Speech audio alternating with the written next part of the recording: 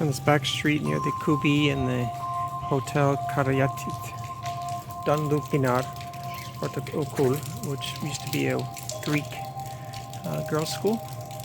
Before that, this whole area was a monastery area and a church that was here. That got burned down in 1895. From inside that school in this area here, supposedly there's a room there that when the Greek school was made, dedicated to the church that was here before. And if you follow the east side road, a little path that goes up to the Orthodox church today that still functions. So this is the back side of the Blackberry restaurant also. Coming from Yene Kappa door, entryway, in the first street here on coming in that way, would be on the left, take you to the former monastery Greek school area of the church that was down there.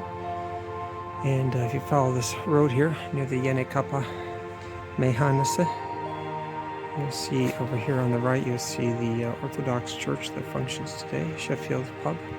But right here next to this, you will see the old entry to the Greek school.